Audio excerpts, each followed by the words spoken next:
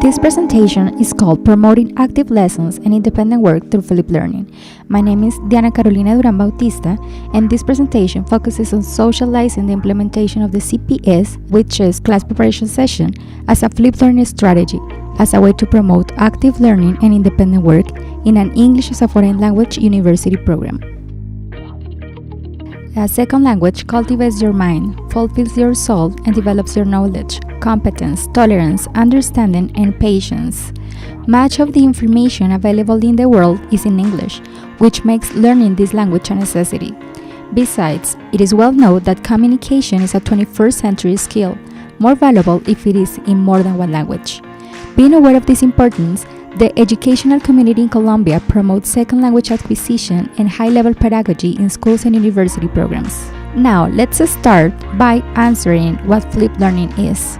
The Flipped Learning Network defines flipped learning as a pedagogical approach in which direct instructions move from the group learning space to the individual learning space, and the resulting group space is transformed into a dynamic, interactive learning environment where the educator guides students and applies concepts and engage creatively in the subject matter. The academic team in the English as a Foreign Language program here presented moved from some of the content explanations from the face-to-face classes to the students' individual learning space in the Moodle platform. Consequently, the time in class is devoted to practice the productive skills. All of this taking into account the 4 pillars of FLIP: flexible environment, learning culture, intentional content, and professional educator. In the English as a Foreign Language context, when the concept of flipped classroom is applied, the language course can be transformed. This approach enables the instructor to focus almost exclusively on input and output, while grammar is taught outside of face-to-face via short explanations and coordinating exercises.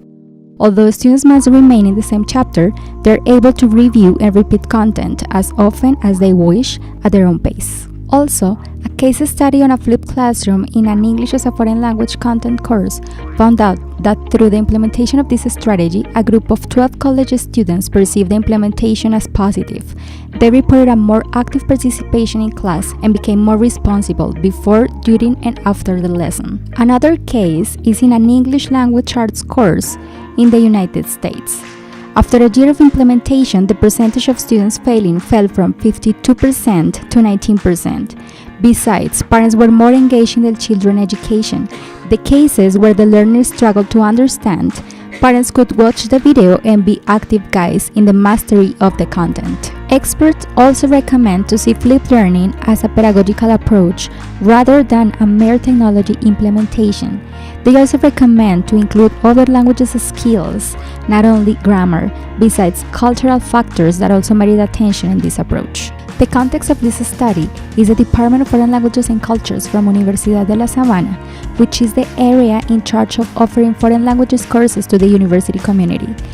This presentation is especially focused on the English as a Foreign Language program directed to undergraduate students. This program receives about 3,000 students a semester from different academic fields that need to reach a B2.1 level of English proficiency. The department also offers French, Portuguese, Italian, and German for some students who have the requirement of a second foreign language to graduate, or for the ones who take it as an elective course. As we stated before, it has become necessary for students to be independent users of English. For a student to reach the university's demanded level of proficiency, between 600 to 800 hours are needed. Our program is designed for students to have 784 hours of exposure to the foreign language, combining face-to-face classes and independent work. However, having students work on their own has always been a challenge for educators. That's why the CPS as a flipped learning strategy surfaced to boost active lesson and to make independent work more meaningful to students. The pedagogical implementation is based on Flip 101, which is described as the original flipped learning model version of flipped learning, where students complete lower-level Bloom's taxonomy tasks, such as understanding and taking notes at home, while the upper-level Bloom's taxonomy tasks, such as analyzing and applying context, is developed in the face-to-face encounters. The main advantage of Flip 101 model is class time is devoted to student-centeredness and active learning happens in the class. This is the flipped learning style that was chosen to be implemented in the English Foreign Language program at La Sabana. In this English as a Foreign Language program, students are requested to take 4 hours of face-to-face classes and to work for an estimated of an hour in the institutional Moodle platform. This technological activity is called the CPS, or Class Preparation Session, and it is where some of the content that used to be taught in the group learning space has moved to become part of the students' individual learning space. This figure shows the cycle that students follow in this program. To start, students work on the CPS a week in advance in the Moodle institutional platform. There, they must answer some questions of lower order thinking skills, according to Bloom's taxonomy. As a product of this CPS, the students bring to class their notes, pictures, etc., based on the content studied in the platform. In class, students share their notes, solve doubts with their classmates and teachers, and use the higher order thinking skills as applying the new knowledge and creating a product. The last stage of the cycle is the consolidation of the content by doing some regular homework with the purpose of reviewing the topics studied before. Here there are 2 examples of how the CPS works. To start, students watch a video about the first conditional and answer some questions in the Moodle institutional platform to demonstrate the understanding of the topic. Is used to express real possibilities. For example, it works like this. A first conditional sentence is divided into parts. The first part includes if and a verb in present simple. The second part is a future simple phrase. Don't forget the comma between both parts. Now the students watch the video and have clear all the content.